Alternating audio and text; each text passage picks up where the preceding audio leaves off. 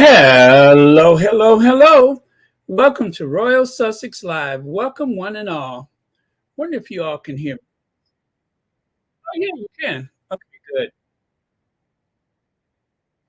All right.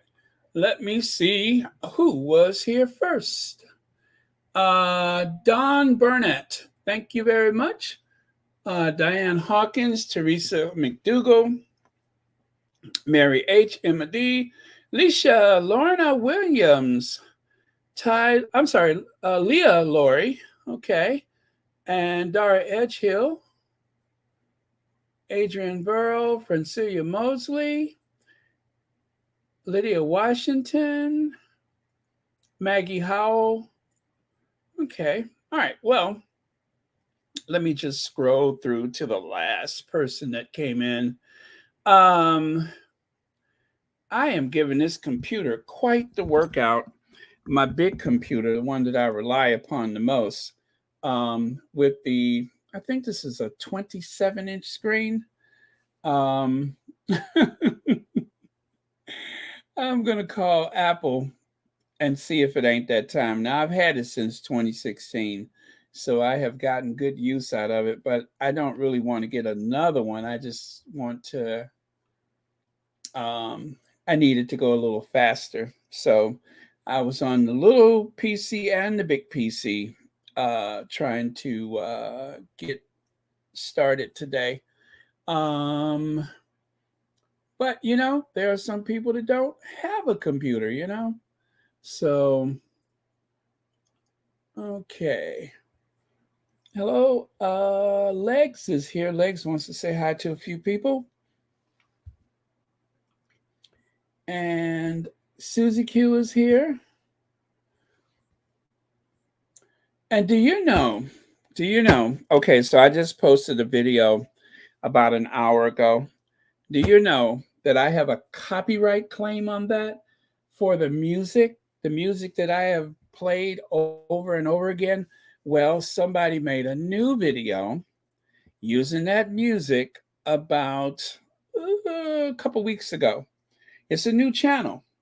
So I am confident that I shall be triumphant, but it is just such a big inconvenience. And of course, had I not noticed the claim, I wouldn't have gotten any credit for it. So that's one of the dodgier parts of this stuff is the copyright claims.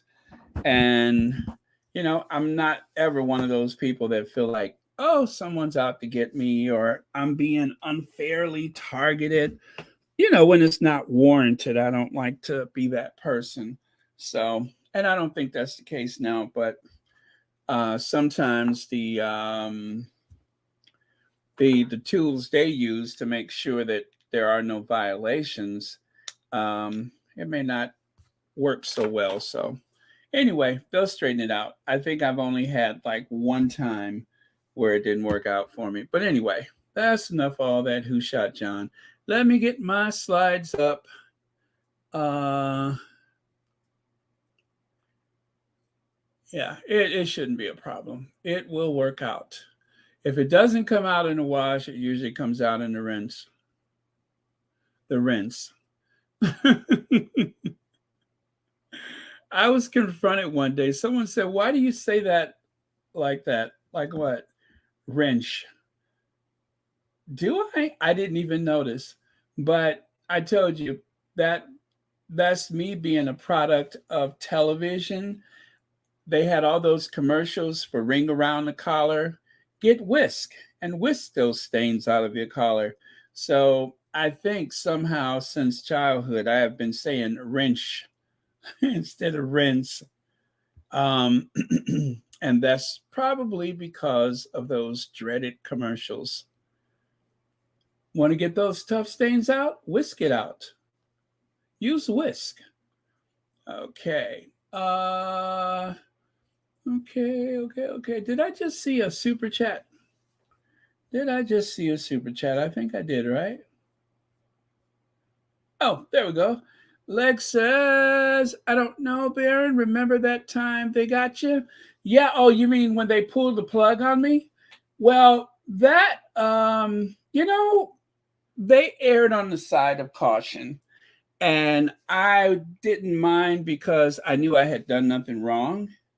And so within hours, I got an apology for it, um, in form of an electronic letter. So um, I always do the math. Okay. And I may be wrong for this, but it's like with anything else.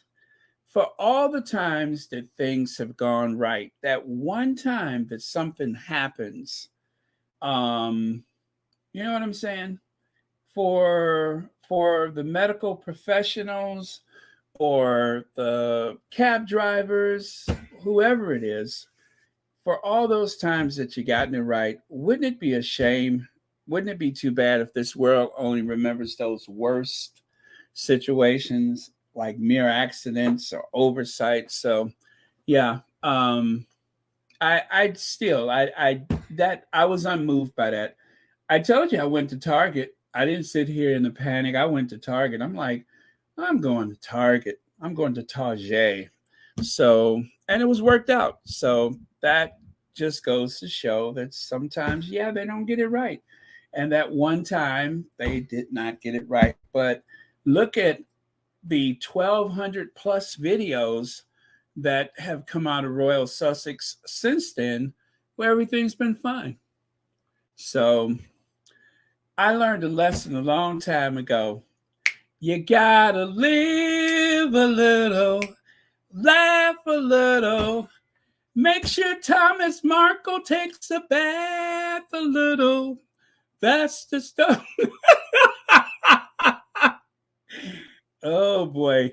I don't know why I feel like I just want to hose him down with some soapy water. I don't know why I get that notion, but I look at that man and I'm just like, if I could just scrub him down really good, and Junior too, just like a big brush, maybe some Dawn dishwashing liquid, and just scrub them down real good. You know what I'm saying? Maybe that would help. Maybe it's the methane gas that comes off of the pores or whatever that makes those two so ridiculous. I don't know. But oh yeah, so just 100 and oh wait, no, 20 subscribers away from 39,000. Did you all know that? Just 20 subscribers away from 39,000. We may get there before the end of today. So if you have not subscribed, please make sure you do. We're just 20 subscribers away from 39,000. How did that happen? That was fast. Okay, so anyway, thank you, Legs. Let me see. And oh boy, I might have to switch over to my other computer. This is getting really bad. Uh M. Covington, hello, squaddies. Glad to see everyone well. Shout out to you, Baron. Keep up the good work. Thank you very much, M. Covington. And thank you for being a member. And as always, thank you for watching Royal Sussex. But yeah, I'm going to be really upset. I hope nothing. I need my big computer. It's baby boomer friendly. It's like I'm standing in front of a drive-in movie screen. So I'm going to shut it off and see if it just needs to reset, like I did earlier today. I probably just need to clear out some files. I got hundreds and hundreds of files that can go. And do you know, one day I noticed that actually, I called Apple and they were trying to help me free up some space on my computer.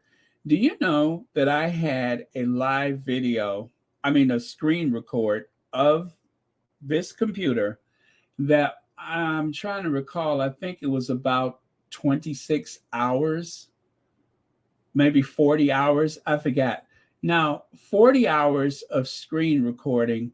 Now, that's just eating up memory. You know that? So I don't know how I did that, but like an incredible amount of space was consumed because somehow I was screen recording. Who knows? Maybe I did it again. Let's see. Oh boy. All right. Before I go any further, let me see what I can cut off here because this is getting scary. This is getting scary. Uh, Maybe I'll just switch over to the other computer. It's seamless. You won't even know the difference. Cause I got a feeling this thing is tripping. So slow today. And I've done all my updates, that's for sure. So I don't know. Well, maybe if I don't think about it, it'll be fine. Okay, there I go with that eternal optimism. Hope springs eternal. That's what they say. Hope springs eternal. Okay. Anyway, got a little shade for you. Got a little shade and the usual Royal Sussex stuff. Okay. And I'm going to keep an eye on the count. So just 17 subscribers away from 39,000. Okay. I'm excited. You know, I like to see when it's the zeros. Hey, Shelly, thank you so much for being here. Novi D. Okay. You gotta scrub a little, rub a little. Make sure Thomas Markle Sr. gets in the tub a little.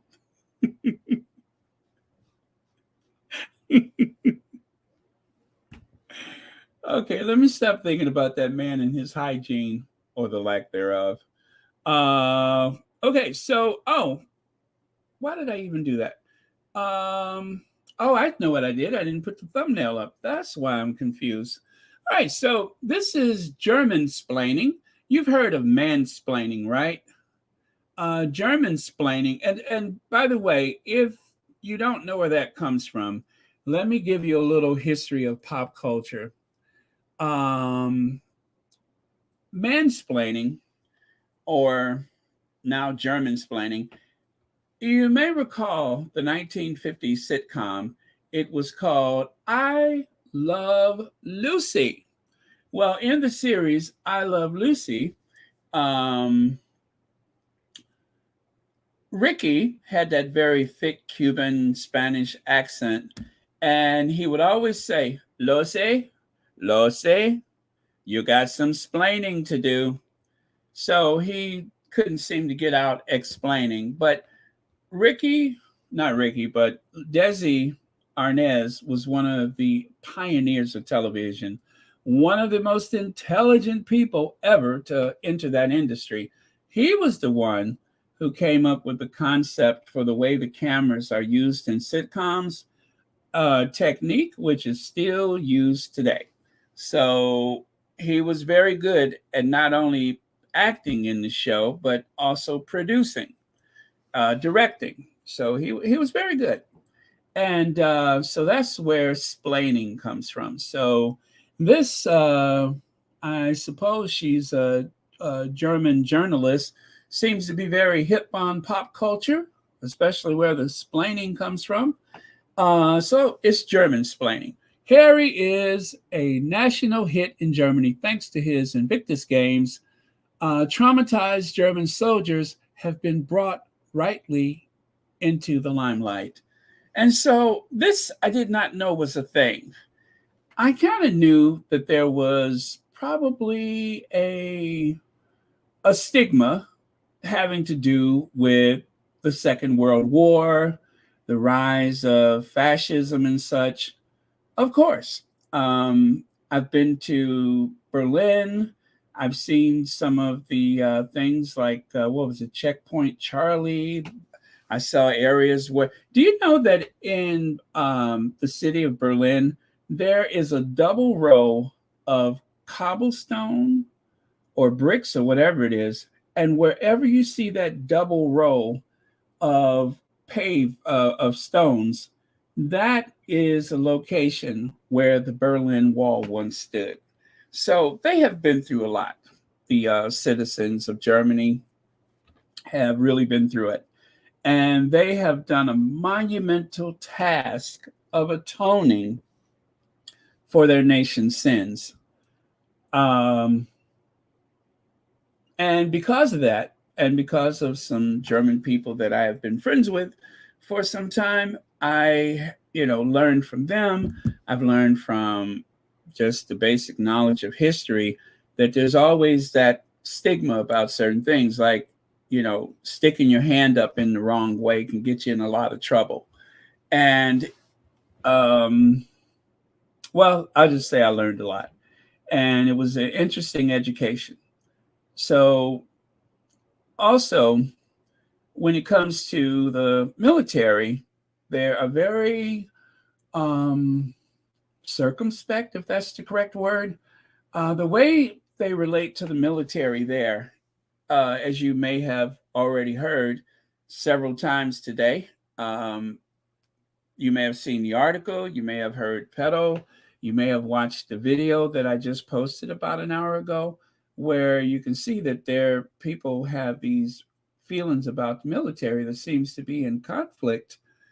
In one way, of course, the military is seen as somewhat the bad guys, and the idea of having the military and such has always been frowned upon ever since the post-war era. The generation that comes after World War II, they have been just like, so kind of like with the Japanese. The Japanese have a very the way that they look at the world through the prism of having had not one but two atomic bombs.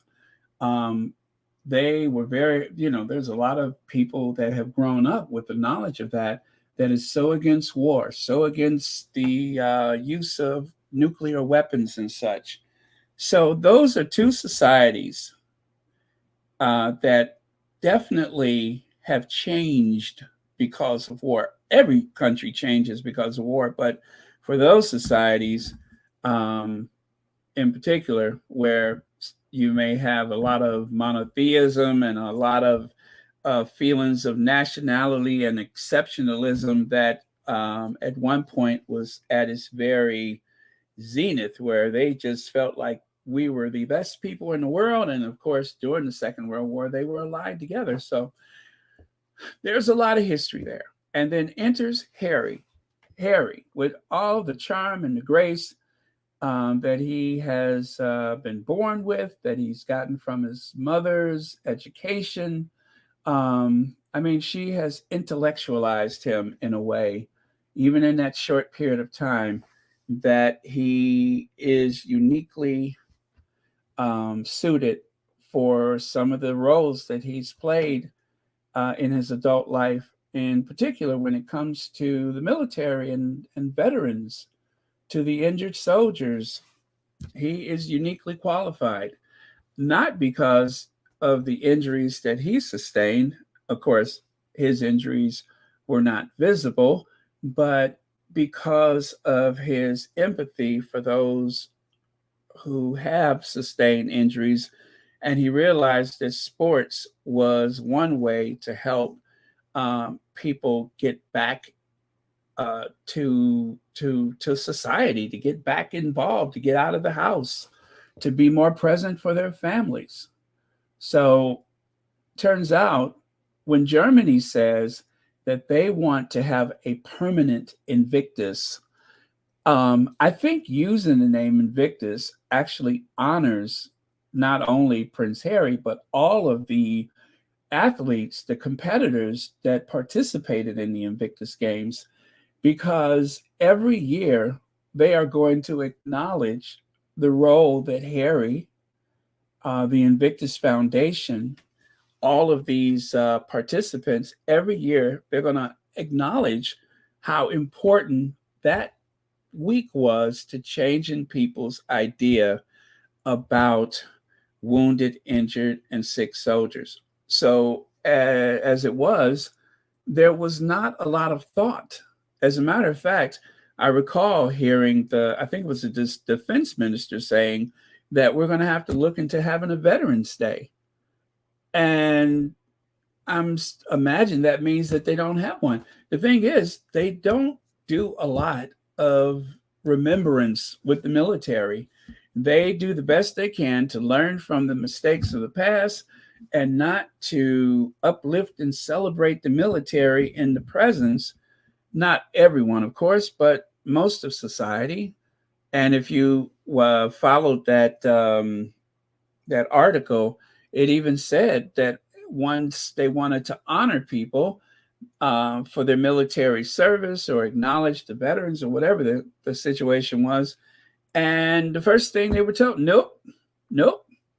They didn't want to give them the consent to do that because of the stigma of war and the military.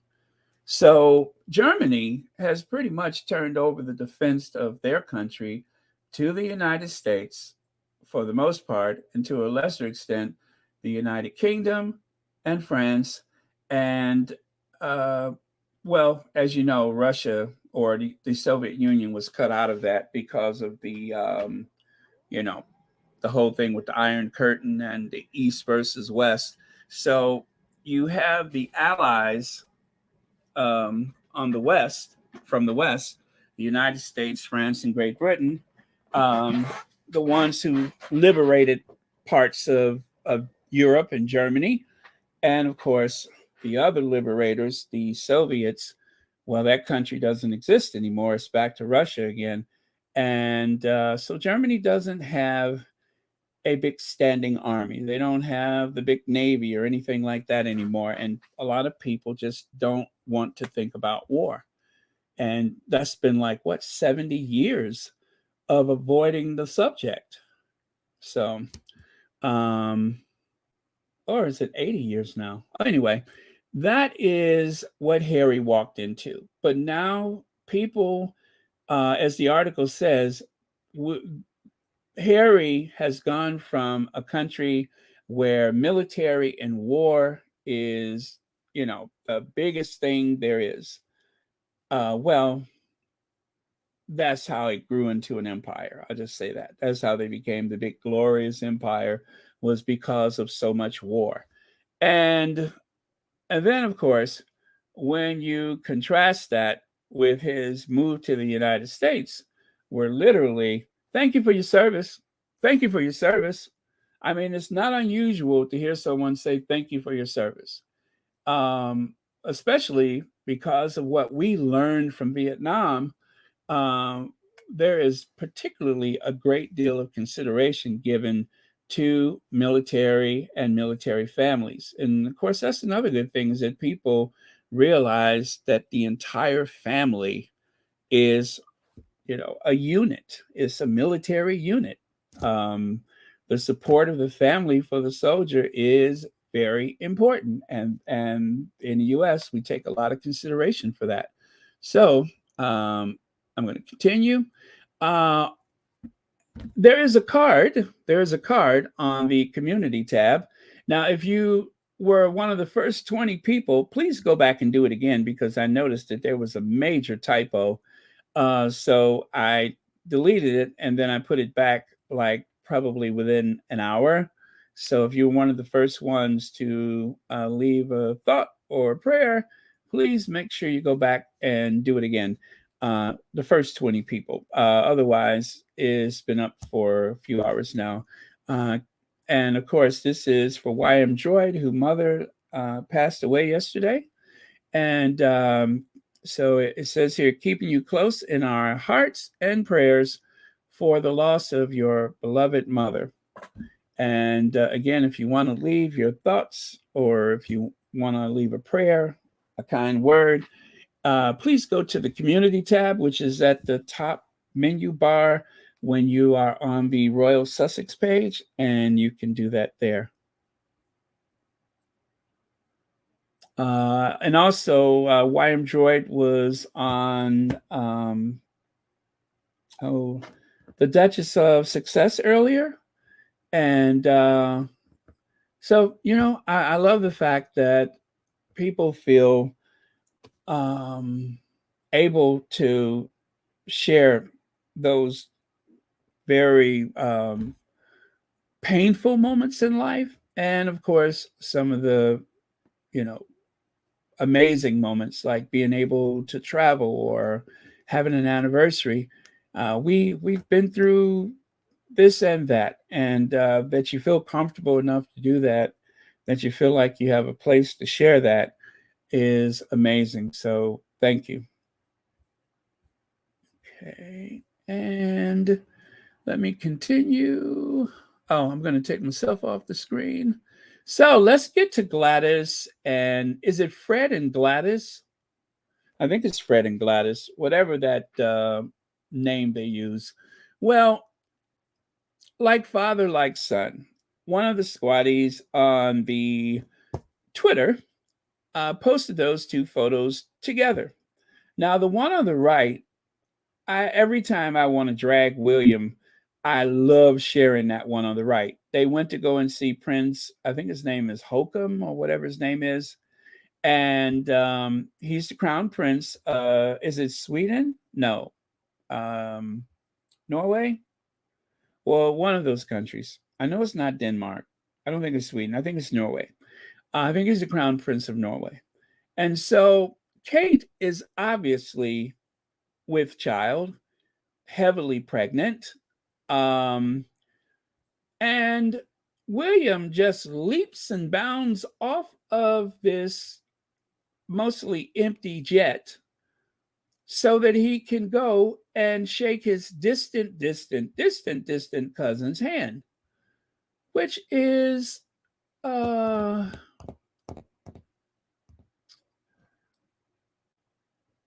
I was believed in service I come. Oh, okay. Thank you, Leah Torrey. I just noticed that. Being a baby boomer who have grown up mostly in Germany, I can tell you how unfashionable it was to believe in service. I came to respect the military in the U.S. through my husband. Oh, thank you so much for sharing that. I totally get that.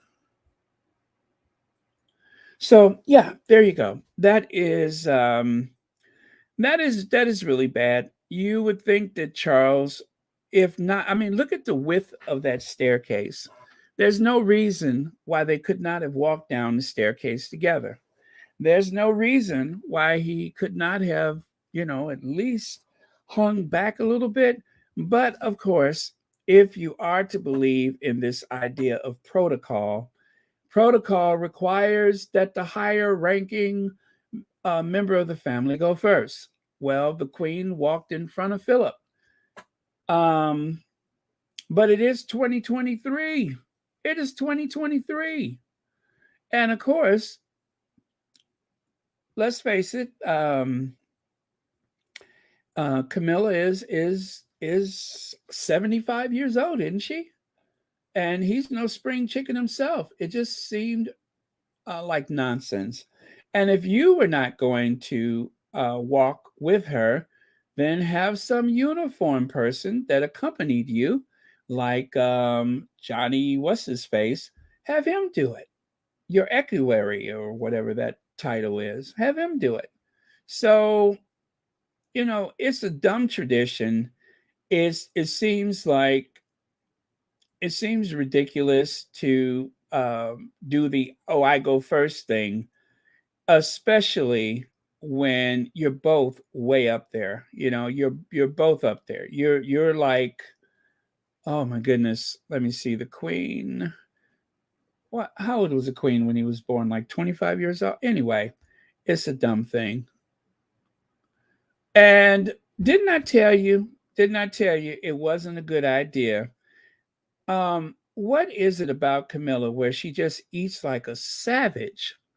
She eats like a savage. She walks like an old sailor, and she's just so wrong on so many levels. And he had the nerves to take her out of Britain. And of all places to take that savage, to take her to the very height of European culture, France, how dare you, sir? How dare you? I mean, there's no pretense, there's no ladylike qualities whatsoever. You would think after all the years of conspiring and backstabbing and manipulating that you would be the very embodiment of a lady. But instead, she's cramming cheese in her mouth, her dress is flying up, she doesn't know how to pin a hat on. These are job requirements. And Charles, he's not much better. Have you noticed that it looks like his suits never fit? His suits are always a mess. I mean, just I don't know why the French had him. She's a big, savage, sloppy mess. He's a sloppy mess. And they have the nerves to go over to France. And no wonder, well, it was implied that Madame Macron was kind of looking down her nose at them. Now, I don't know how true that is, but if she was, I think she's entitled. Not very impressive. Not very impressive. And among the aristocracy, they love to have this idea that there is no greater aristocracy, no greater civility than that of the English aristocracy. And then you take that old bag of bones out of the country and she eats like a savage. Yeah, it's shocking. It is shocking. I saw that and I was just like, oh my god. Yeah.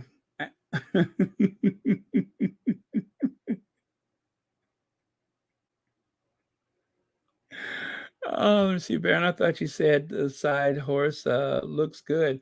Well, she looked good for her in that moment. Okay. Now, she, of course, did look a bit petrified and overdone. It wasn't a look she was comfortable with. It wasn't a look that was really her usual thing. But even when she was younger, she totally lacked grace. And maybe Charles fancies himself like what the professor or whatever from Pygmalion. Maybe he's trying to take this vagabond, this ne'er do well, and turn her into a proper lady. I don't know. But it is an experiment that has gone terribly wrong because I don't think she learned anything. Remember, she had that blue jumpsuit on and she got out of the state Bentley or whatever she was riding in. And I think she had some tennis shoes on or something. And everyone's trying to curtsy, and it was just a disaster. It was just a disaster. All of that they went through for this moment, and this is the best you can do. God help us. And of course, you can see they're both very tired. They are both exhausted. It's almost hard to watch this. It really is hard to watch. I feel it's depressing. Now, to be fair to Charles, he had no idea that his mother was going to live so long.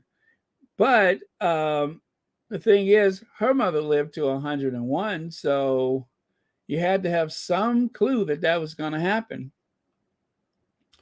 I don't understand this diplomacy from the French.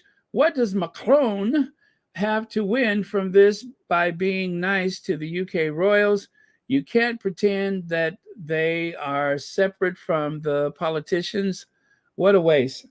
Um, you know, I maybe this is something to help benefit their staff, the members of their households or whatever. And it also does help politicians. It helps the politicians. I mean, every level of politician, it does kind of bolster their image to have the royals visit. At least it has in the past. Now, I'm not saying that that is going to happen because that savage Camilla and that childbearing hips, ill-fitting suited Charles are the ones on this trip. This is a lot. This is a lot. I don't know how they're going to make it to Australia. I really don't. I don't know how they're going to make it to Australia, but somehow they. I think they should just send. You know, at a certain age, the Queen stopped traveling abroad. You know that, right? I think when the Queen turned 80, that's when she turned that tap off and she just stopped traveling abroad. And I believe that he's at that point now where perhaps he should stop traveling abroad. But, for rich people, they don't seem to be in the best of shape. For the life of privilege that they both had, they are old school old. Not Jane Fonda old. Jane Fonda, is still a thoroughbred. But these are old people from back in the day, just out of shape. They look sickly. I mean, just imagine some of the older people that are, like for instance, look at Diana Ross. Isn't Diana Ross older than both of them? I mean, I could just name them. One, Linda Evans, Morgan Fairchild, Dolly Parton, and then look at those two. It's just like, it's, if I was them, I would stay home or risk coming back horizontally. I would just stay home. This is a lot for them. It's hard to watch. I'm surprised. I'm really surprised that they made a big deal out of this. Judy Mussy said, "Thank you so much for the super chat.